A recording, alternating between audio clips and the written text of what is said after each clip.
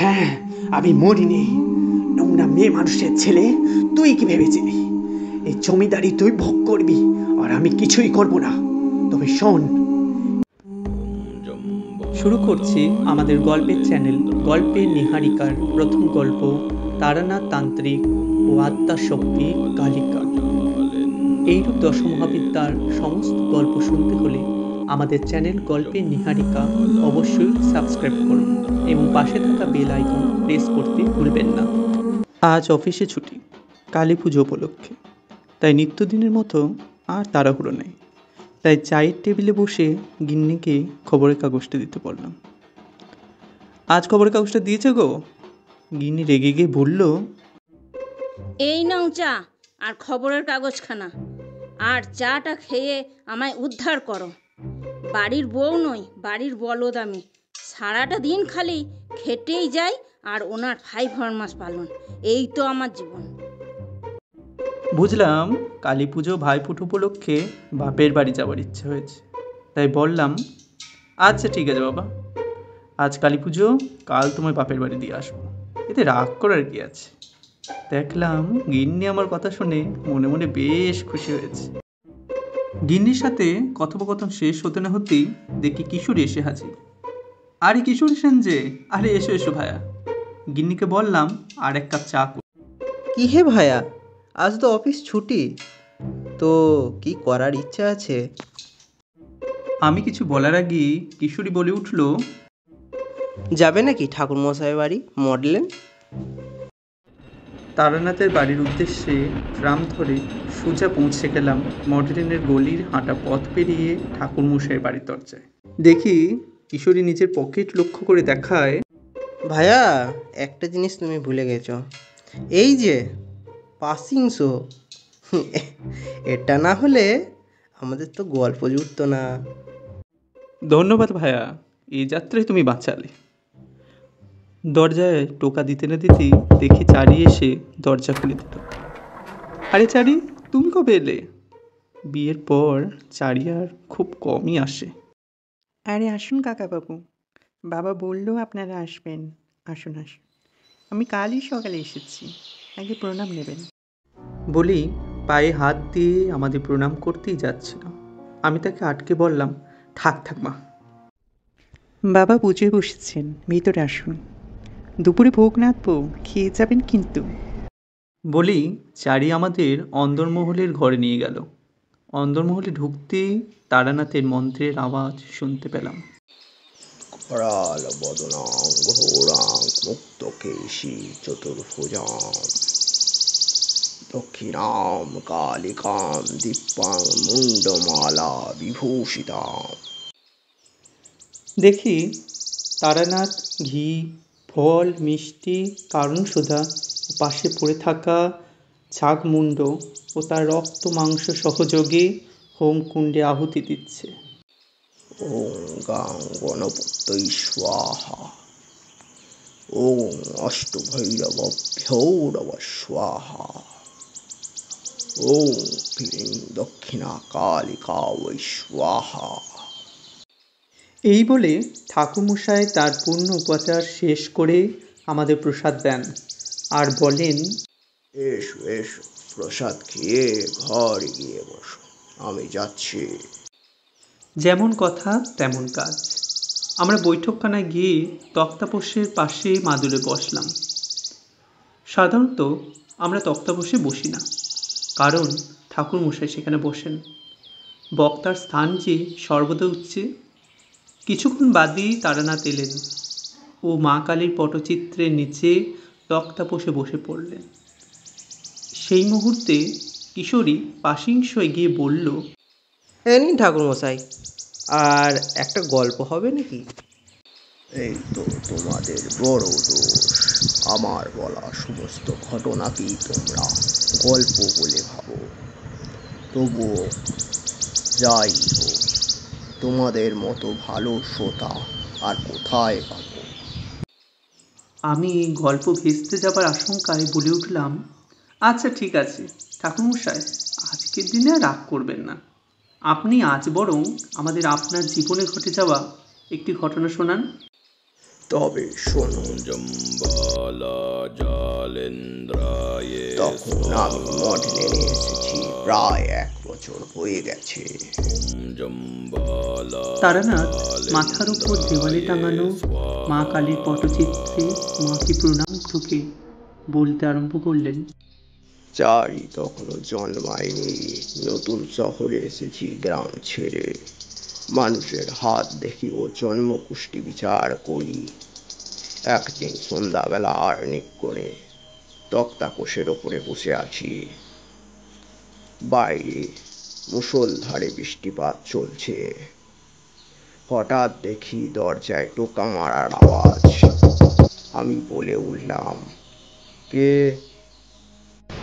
আগে এটা কি তারানাথ বাবুর বাড়ি? দরজা। হ্যাঁ, তা কাকে চাই? তারানাথ বাবুকে? হ্যাঁ, আমি তারানাথ। সাহায্য করুন ঠাকুর মশাই, আমাদের গ্রামে বড় বিপদ। বলো, তোমার নাম কি, আর কিসের জন্যই বা তুমি আমার খুঁজছো? ঠাকুর মশাই, আমার নাম শ্যামাচরণ। আমি এক প্রত্যন্ত গ্রাম গোপালগঞ্জ থেকে এসেছি। গত 5 বা 6 বছর থেকে গ্রামের দক্ষিণ পূর্ব কোণে যে একমাত্র শ্মশানটি আছে, সেখানে মা শ্মশানকালী বিরাজমান। এই অমাবস্যায় 11টি করে কাটা মাথা সে মায়ের চরণে পাওয়া যাচ্ছে।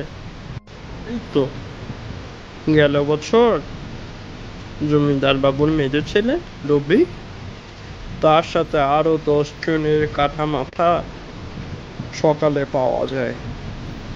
এই রোজ থেকে মাসতে জমিদার মশাই কত তান্ত্রিক সাধু এনেছেন, তারা কিচ্ছু করতে পারলেন না। আপনার কাছে আমার বিনীত অনুরোধ ঠাকুর মশাই, আপনি একটিবার চলুন। আচ্ছা, তোমরা আমার খবর পেলে কোত্থেকে? আর তোমরা মায়ের পূজা উপাচারের ব্যবস্থাই কেন করছো না? তা প্রায় 1 মাস আগের কথা। 20 থেকে 21 বছর বয়স হবে যুবকটির। সে আপনার কথা বলবে। আপনি নাকি আমাদের পাশের গ্রামে বিরজা ভূষণের সাহায্য করেছিলেন, আর আপনি এই মায়ের পূজা উপচার জানতে চাইছেন? তবে শুনুন বলছি। আমি মন দিয়ে শুনতে লাগলাম। আমাদের মা শ্মশানকালীর পূজা সমাপন করে পুরোহিত মশাই ছাগলের রক্ত ও মাংস নিয়ে শৃগালদের ভোগ নিবেদনের উদ্দেশ্যে রওনা দেন, কিন্তু তিনি আর ফিরে আসেন না। সারা রাত আমরা তাকে গ্রামে তন্ন তন্ন করে খুঁজি, কিন্তু কোথাও তার হদিশ মেলে না। বিশ্বাস করুন ঠাকুর মশাই, আমি জমিদার বাবুর নায়েব, আমার ওই গ্রামেই জন্ম। গ্রামের সমস্ত স্থান আমার নখদর্পণে। পরের দিন সকালে যখন মা কালীর মন্দিরের কপাট খোলা হয়, তখন দেখা যায় মায়ের চরণে মশাইয়ের কাটা মাথা পড়ে। এবার বলুন ঠাকুর মশাই, যেখানে এক ব্রাহ্মণ মায়ের রোষ থেকে বাঁচতে পারছে না, সেখানে আমরা তো তুচ্ছ। আচ্ছা, এই ঘটনাগুলির আগে কি কোনো সাধক বা তান্ত্রিক গোছের কেউ তোমাদের গ্রামে এসেছিল? না ঠাকুর মশাই, তেমন তো কোনো ব্যক্তি 5 থেকে 6 বছর আগে আমাদের গ্রামে প্রবেশ করেনি। কথন শেষ হওয়ার পর আমরা কিছুক্ষণ বসে রইলাম। কিছুক্ষণ বাদ গিন্নি আমাদের খাবারের জন্য ডাকতে এলো। রাস্তায় গিয়ে তুলে উঠলাম। আচ্ছা শ্যামসুন্দর, বলুন ঠাকুর মশাই। আমার যে সন্ধান দিল তার নামটা কি? আগে না ঠাকুর মশাই, সে তার নাম কাউকেই জানায়নি। সে বড়ই অদ্ভুত মানুষ, বুঝলেন ঠাকুর মশাই। বড় অসংলগ্ন কথাবার্তা তার, বড় অদ্ভুত, পায় না। জানেন ঠাকুরমশাই, সে জমিদার বাড়িতে গিয়ে এক রাত ঘুমোনোর আবদার করে, কিন্তু অবাক করার বিষয় সেই রাতে সে আর কিছু খেতে চাইল না। বাড়ির লোকে ভাবে চোর ছেচোর হবে, হয়তো চুরি করার মতলবে জমিদার বাড়িতে এসেছে। জমিদার বাবু তার এই কথা শুনে তাকে সেই রাতে থাকতে দেন। আমি সকালে জমিদার বাবুর সাথে কথা বলে জানতে পারলাম সেই ব্যক্তিটা নাকি সকালেই রওনা দিয়ে। এই শুনে শ্যামাচরণ থেমে কিছুক্ষণ বাদ বলে উঠল, চলুন ঠাকুরমশাই, আমাদের গ্রাম গোপালগঞ্জ চলে এসেছে, নামুন। আমি স্টেশন থেকে নামতেই দেখি আমাদের জন্য ঘোড়ার গাড়ির ব্যবস্থা করা হয়েছে। গ্রামে ঢোকার পথে গোবিন্দের মন্দির পড়ল। আমি মনে মনে প্রভুকে সকলের উদ্দেশ্যে মঙ্গল কামনা চাইলাম। কিছুক্ষণ বাদ দেখি আর একটা মন্দির পড়ল। শ্যামাচরণ বলে উঠল, ওটা নাকি নকুলেশ্বর ভৈরবের মন্দির।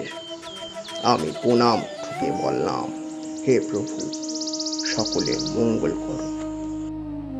কিছুক্ষণ বাদই আমরা পৌঁছালাম জমিদার বাড়ি। এক বিরাট অট্টালিকা, সুবিশাল দরজা তার। সেই অট্টালিকার গায়ে বিভিন্ন রকমের কারুকার্য করা, মনে হয় যেন রাজপ্রাসাদে ঢুকছি। বলবো কি কিশোরী, গৃহের বধূরা আদর আপ্যায়নে কোনো ত্রুটি রাখে নাই। তার আগে সে আমার পা ধুয়ে দিল, এসে প্রণাম টুকলো একে একে। শ্যামাচরণ আমাকে আমার ঘর দেখিয়ে বলে গেল কিছুক্ষণ বাদ দুপুরের খাবারের ব্যবস্থা করে দেবে। দুপুরের খাবার আয়োজন হলে আমি কে দেখি রাজকীয় খাবার, মুড়ি ঘন্ট, পাঁঠার মাংস, সরু চালের ভাত, সোনা মুগ ডাল, খাঁটি দই আর মিষ্টিতে রাবড়ি। বলবো কি কিশোরী, সে তখনকার খাওয়া। তোমরা একালের ছেলে, তোমরা এসব খেলে হয়তো।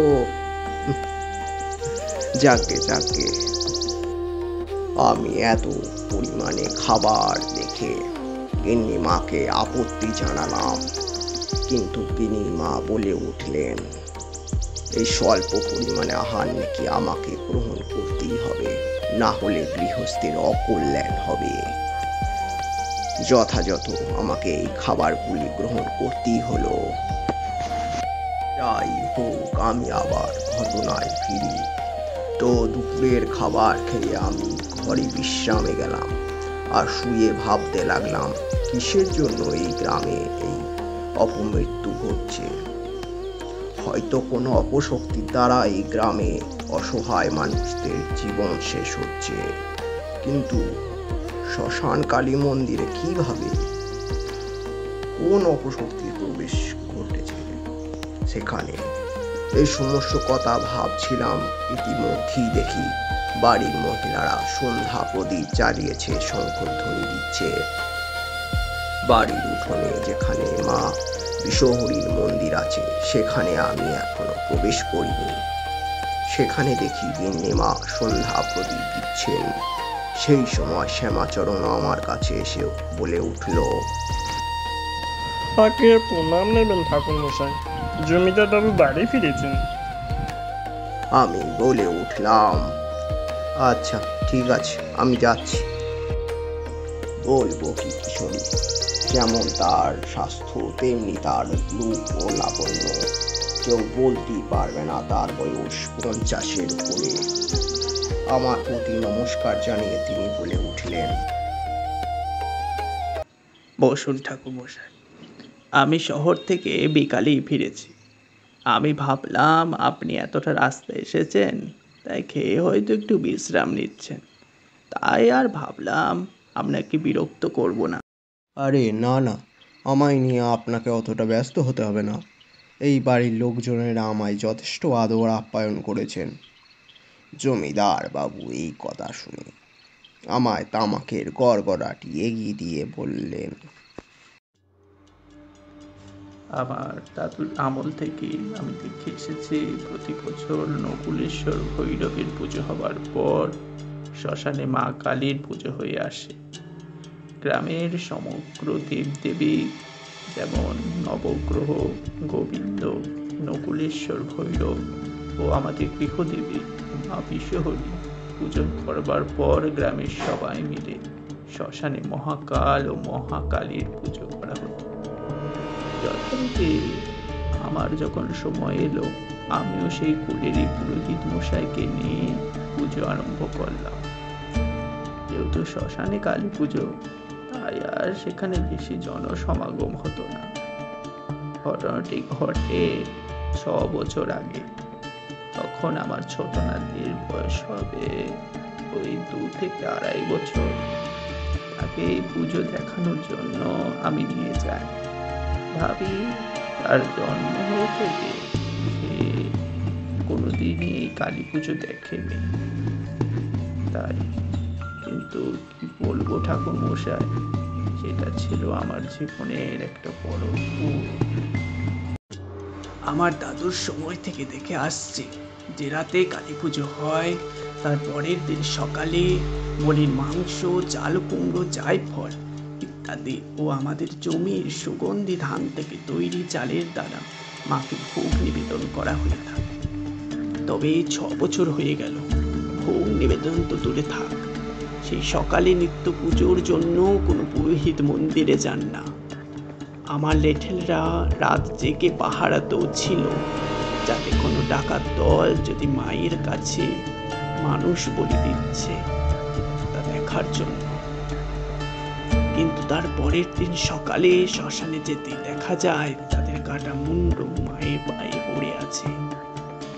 আমার মেজ বৌমা আগের বছর মানত করে যাতে দেবী তার রোজ তুলে নেন ও তার ছেলে আর এই জমিদার বাড়ির মঙ্গল হয়। তাই সে আগের বছর কালী পুজো রাতে পুরোহিত মশাইয়ের সান্নিধ্যে পূজা মণ্ডপে ধুনো পোড়াতে বসেন। পুরোহিত মশাই যখন বৌমার 2 হাতে 2 হাঁটুতে ও মাথায় মালসা দিয়ে ধুনো পোড়াতে যায়, ঠিক তখনই সবার চোখের সামনে বৌমার কাপড়ে আগুন লেগে যায়। কি বলবো ঠাকুর মশাই, কাপড় ভিজে অবস্থায় ছিল, তবু কি করে যেন আগুন লাগে। সবাই সেই সময় পাশের নদী থেকে ঘড়াই করে জল এনে বৌমার গায়ে ঢালে। কিন্তু এই কি দেখছি আমি, বৌমার গায়ে ঢালা জল যেন আরো আগুনের কাজ করছে। এই দেখে পূজাস্থলে সবাই চেঁচামেচি করতে লাগলো। নিমেষের মধ্যে সেই স্থান ফুটোফুটি শুরু হলো। গ্রামের সকল মানুষ এই মৃত্যু লীলায় ভয়ে তো ছিলই, কিন্তু এবারের আরো ভয় পেয়ে গেল। আস্তে আস্তে দেখলাম বৌমার শরীরটা আগুনে পুড়ে ছটফট করতে করতে মাটিতে লুটিয়ে পড়ল। আমার মেজ নাতিটাকে সেই মুহূর্তে আটকানো যায় না। সে যেন চোখের সামনে তার মায়ের মৃত্যু লীলা দেখে পাগল হয়ে গেছে। কিন্তু যাই হয়ে থাক, মায়ের পূজা বিধিমতো সম্পন্ন তো করতে হবে। পরিবারের একদল সদস্য মৃতদেহ দাহ করবার জন্য শ্মশানে নিয়ে যায়, আর একদল পূজাস্থলে। আপনি আসার 2 মাস আগে একজন বংশীবাদক আসে। সে আমার বাড়িতে এক রাত থাকতেও চায়, কিন্তু মানুষটা কিছু অসংলগ্ন কথাও বলে।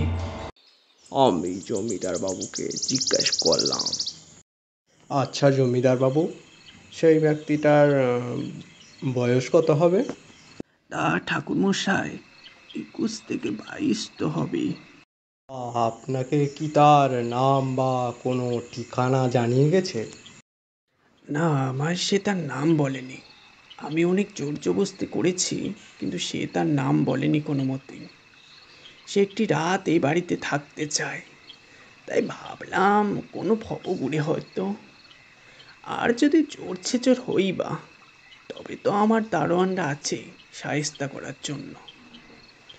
পরের দিন সকালে ঘুম ভেঙে যখন ঘরের দরজা খুলি, তখন দেখি সে দরজার সামনে চেয়ারটিতে বসে। আমাকে দেখতে সে বলে উঠল, নমস্কার। প্রতি নমস্কার জানিয়ে আমি বলে উঠলাম, এত সকালে তুমি এখানে?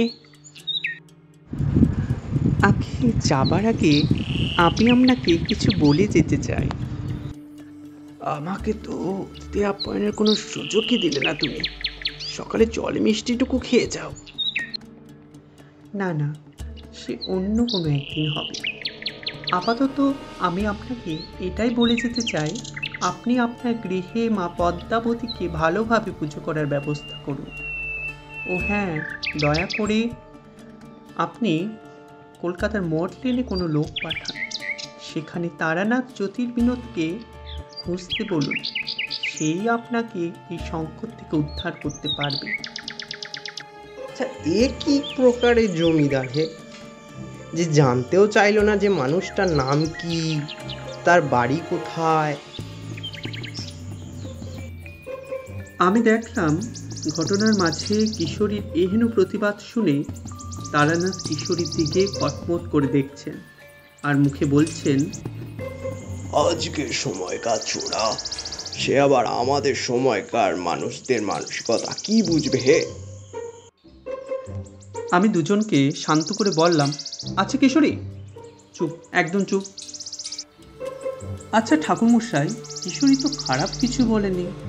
একজন অচেনা ব্যক্তিকে কেউ কেনই বা বাড়িতে থাকতে দেবে?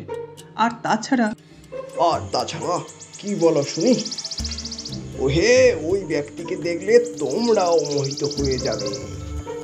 তাকে বিশ্বাস করতে বাধ্য হবে যে সে এমন খারাপ চিন্তা ভাবনার মানুষ হতেই পারে না।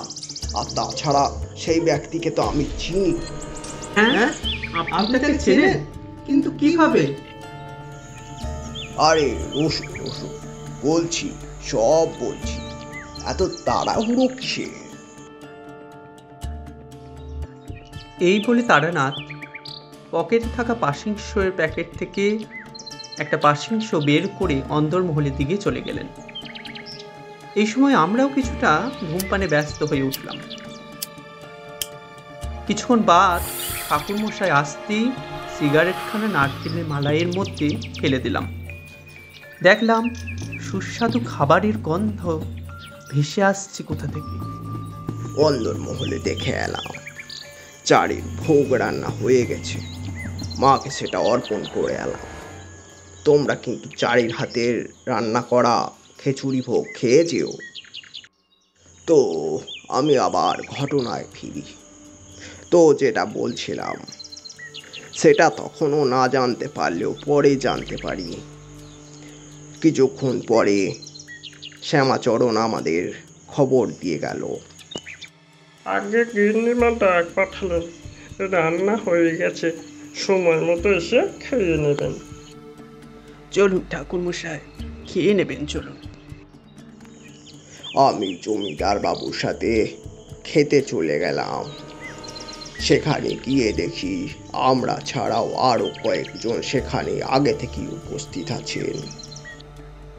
আমি আলাপ করিয়ে দিই, ওই যে খাবার দিচ্ছে সেটি হলো আমার ছোট বৌমা। ওই যে হেসেলে আমার স্ত্রী বিরজবালা। এটি আমার মেজ নাতি, এটি আমার ছোট ছেলে। তার পাশে ডাল দিচ্ছে, ওটা আমার বড় ছেলের স্ত্রী। ঠাকুরমশাই, তখন দুপুরে আপনি তেমন কিছুই তো খেলেন না।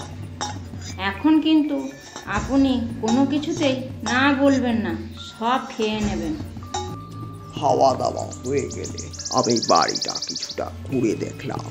অনেক বড় বাড়িটা, প্রায় ছোটখাটো প্রাসাদ বললেই চলে।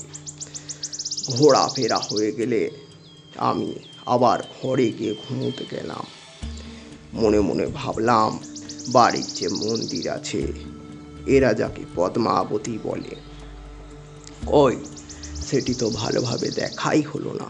ভাবলাম সকাল হলে আগে গিয়ে মায়ের দর্শন করব, এখন ঘুমাই। কয়েক ঘন্টা বাদ আমি স্বপ্নে দেখলাম একজন নারী মূর্তি ঘড়ায় করে নদী থেকে জল তুলছে, শিবলিঙ্গে অভিষেক করছে। তার পরনে সোনালি পাড়ে লাল শাড়ি, বাজুতে সাদা ও লাল রঙের মাটি দ্বারা নকশা করা, চুল খোলা অবস্থায় আছে, গলায়, বুকে ও হাতে লম্বা সাপের বিস্তার। তার একটি চোখ ছোট। আমার কাছে এসে সে বলে উঠল, তুই না আমাকে দেখতে এলি, না আমার খোঁজ নিতে এলি। বলি মায়েরও কি ইচ্ছা হয় সন্তানের হাতে দুমুঠো অন্ন খাওয়ার? কে মা তুমি? আমার তো অনেক মানুষই অনেক নামে চেনে। আমি হলাম বিশ্বহরি। তবে বলি শোন, সেই যে বংশীবাদক জমিদার বাড়ি, তোর নাম উল্লেখ করে যায়। হ্যাঁ, সে আর কেউ নয়, অমর জীব। দেবী, যে কারণে এই জমিদার বাড়ি ও গ্রাম মৃত্যুর মুখে ঢলে পড়ছে, তার কারণ কি? এই জমিদার বাড়িরই একজনের জন্য এই গ্রামে মৃত্যুলীলা চলছে। তার সাথে হওয়া অন্যায় সে এই গ্রামের উপর দিয়ে দিচ্ছে। আমি জানি তুই পারবি এই গ্রামকে রক্ষা করতে। যা, আমার আশীর্বাদ তোর উপর সবসময় রইল। ঘুম ভাঙতি দেখি ভোরের আলো ফুটেছে। ঘরের জানলা দিয়ে ভোরের আলো ঘরের মধ্যে প্রবেশ করেছে। আমি যখন হাত মুখ ধুয়ে নিচের অন্দরমহলে ঢুকি, তখন দেখি জমিদার গিন্নি পদ্মাবতী মন্দিরে আলপনা দিচ্ছেন। মন্দিরের দরজা তখন বন্ধ থাকায় দেবী মূর্তি আমি দেখতে পেলাম না। দেখলাম মন্দিরটি ভালোভাবে সাজানো হয়েছে।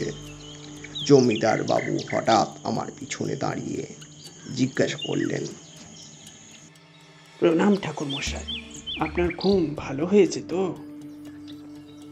ও জমিদার বাবু, প্রণাম প্রণাম। আচ্ছা জমিদার বাবু, আজকে এই দেবীর পূজা আছে? হ্যাঁ ঠাকুর মশাই, প্রতি পূর্ণিমায় বিশেষভাবে পুজো করা হয়। এমনিও নিত্য পূজার জন্য পুরোহিত মশাই আসেন।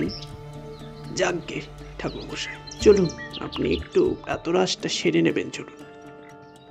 আচ্ছা, গ্রামটি তো ভালো করে দেখাই হলো না। আচ্ছা জমিদার মশাই, আমি একটু গ্রামটিকে দেখতে চাই। আরে হ্যাঁ হ্যাঁ, আপনি একটু যোগাযোগ করুন। আমি ততক্ষণ শ্যামাচরণকে দেখে দিচ্ছি, সে আপনাকে গ্রামটা ঘুরিয়ে আনবে। দেখুন ঠাকুর মশাই, এইটা গোবিন্দের মন্দির, আর ওই যে ওটা হলো নকুলেশ্বরের মন্দির।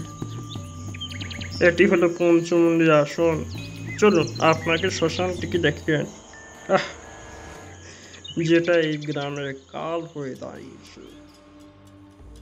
আমি শ্মশানে প্রবেশ করতেই দেখলাম এতক্ষণ যা কিছু শব্দ আমি শুনতে পাচ্ছিলাম, পাখিদের কলরব, গরু মোষের আওয়াজ, মানুষের আওয়াজ, তার সমস্ত এই শ্মশানে ঢুকতেই নিস্তব্ধ হয়ে গেছে।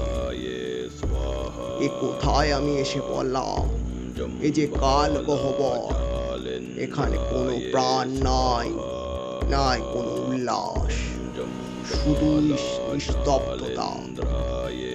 চলুন ঠাকুর মশাই, এই দিকটায় মহাকালেশ্বরের মন্দির আছে, আর ওই দিকটায় মা শ্মশানে কালের। দেখলাম এটি সেই শিবলিঙ্গ, যেটিকে স্বপ্নে দেখা নারী মূর্তি জল দ্বারা অভিষিক্ত করছিল। আরে ওই তো সেই নদী, যেই নদী থেকে সে ঘোড়া দ্বারা জল তুলে আনছিল। তবে সেই নারী মূর্তিটি কে? চলুন ঠাকুর মশাই, কালী মন্দিরটা দেখবেন, যেটা আমাদের মাথায় এখন খাড়া হয়ে ঝুলছে। আমি অবাক হয়ে দেখলাম কালো কোনো পাথর দ্বারা নির্মিত এই মন্দির। অবিশ্বাস্য ভাস্কর্যপূর্ণ শিল্পী এই রকম মন্দির তৈরি করতে পারে। আসার সময় খুবই সন্তর্পণে শ্যামাচরণ আমাদের নিয়ে এসেছে। রাস্তাটি খুবই খারাপ, চারিদিকে বন ও জঙ্গলে ভর্তি। বিশেষ কেউ এই দিকে আসে না, সেটি বোঝাই যাচ্ছে।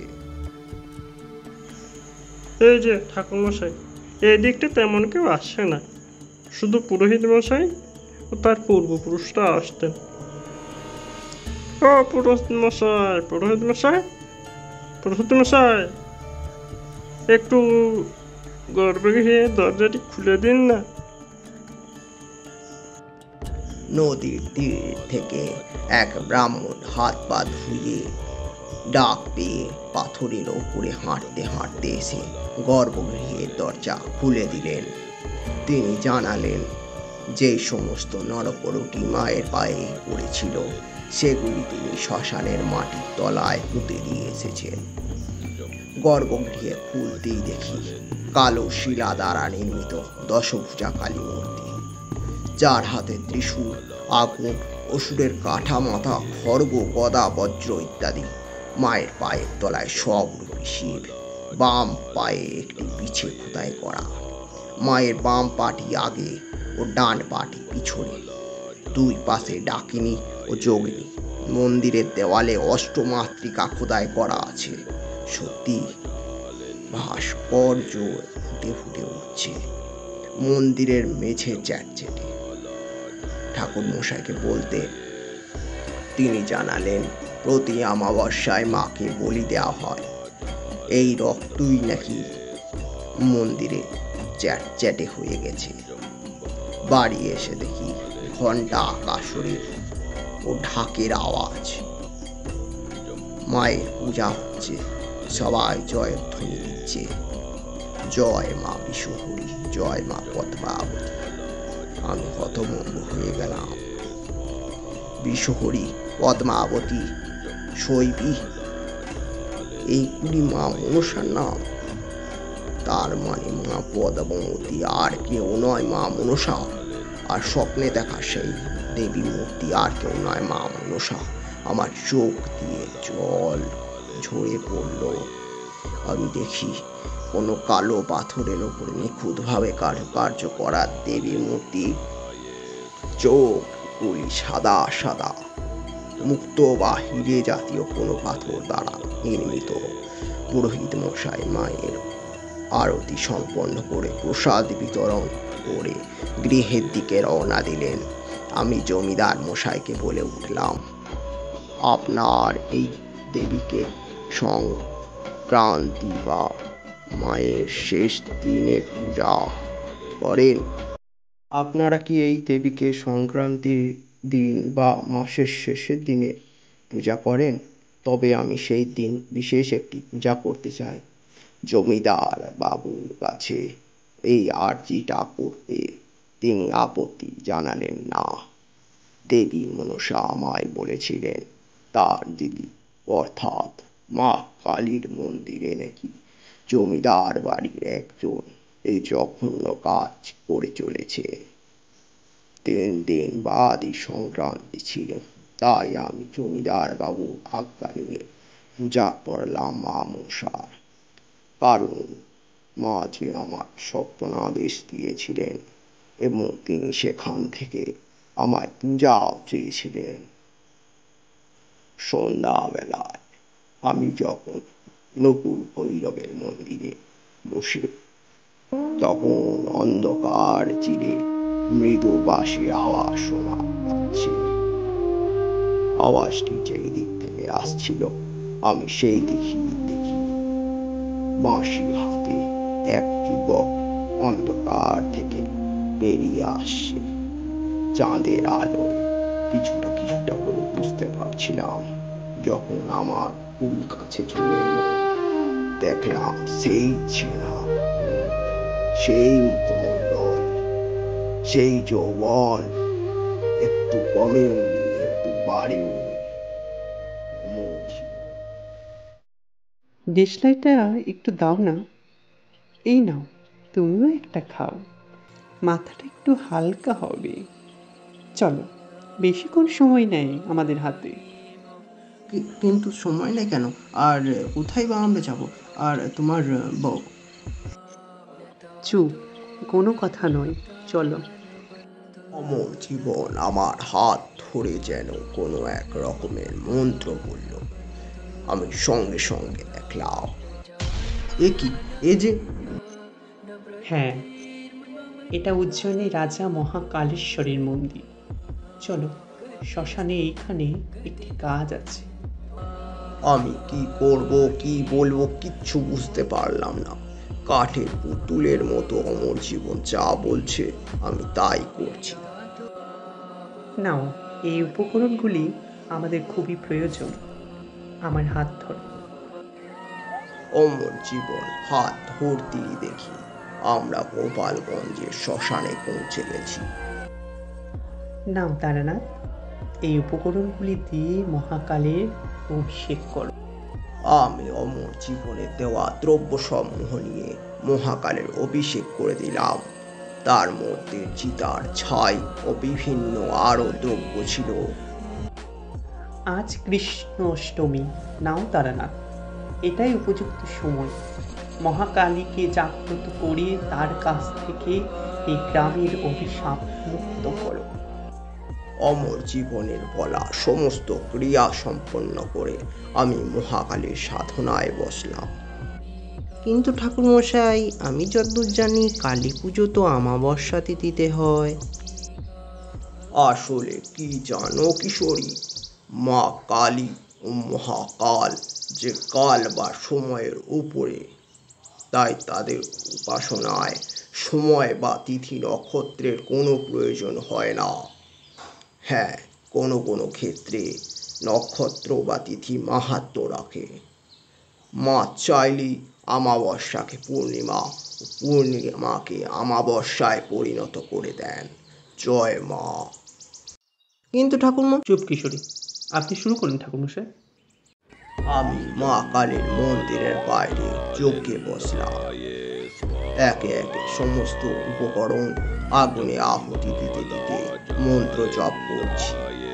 আশেপাশে দেখি অমর জীবন কোথাও নেই। সে মনে হয় আবার তার গন্তব্যে চলে গেছে। হঠাৎ করে সমস্ত শিয়ালের দল যেন আমার দিকে এগিয়ে আসছে, কিন্তু পিছনে ওইগুলো কি? ঈশ্বর, আমি এটা কাদের দেখছি? দলে দলে স্কন্ধ কাটা আমার দিকে এগিয়ে এসেছে। শ্মশানের মাটি খুঁড়ে শত শত কঙ্কালের মাথা আমার দিকে অগ্রসর হচ্ছে। এদের মধ্যে কিছু কিছু মাথায় গলা মাংস চামড়া ঝুলছে। পচা গন্ধে আমার আশপাশ ভরে উঠেছে। আমার নিঃশ্বাস নিতে কষ্ট হচ্ছে। আমি মন দিয়ে মায়ের জপ করতে লাগলাম। হে হে মা, আমায় বাঁচাও, এই বিপদ থেকে আমাকে রক্ষা করো। কিছু বাদ মন্ত্র জপ শেষের দিকে তখন কাছেই বাজ পড়ল। সাথে শ্মশানের ধারে বৃষ্টিপাতের ও ঝড়ের দাপটে গোটা শ্মশানকে। কিন্তু অবাক করা বিষয়, এত ঝড় বৃষ্টিতেও যজ্ঞের আগুন নিভল না। সেটি যেমন আগে জ্বলছিল তেমন জ্বলছিল। আমার জাপ শেষ হতে চলল। এরপর আমি পুনর্মিলন করলাম, পূর্ণাহুতি দিলাম আগুন। হঠাৎ দেখি আকাশ চিরে এক বিরাট নারী এলো। বেশি বাম হাতে খড়গ, সে খড়গ দ্বারা সমস্ত অসুরদের দলে দলে কেটে ছিন্ন ভিন্ন করতে লাগলো। সে কি কান পাতা যাচ্ছে না, এত আর্তনাদ, এত আওয়াজ। নারী মূর্তি গা থেকে সোনালি রঙের আভরণ নির্গত হলো। তার 10টি হাতে 10 রকমের অস্ত্র শস্ত্র। দেখি নারী মূর্তিটি দশভুজা কালী মূর্তিতে রূপান্তরিত হয়েছে। মা মহাকালী। আমার চোখে অশ্রু বইতে লাগলো। মা মা মা, আমার মা। মা কালী আমার মাথায় হাত বুলিয়ে দিল। সে কি স্নেহ! বুঝলে কিশোরী, সে বর্ষ এহ জগতের বাইরে একমাত্র জন্মদায়ী মাই এরকম স্পর্শ দিতে পারে।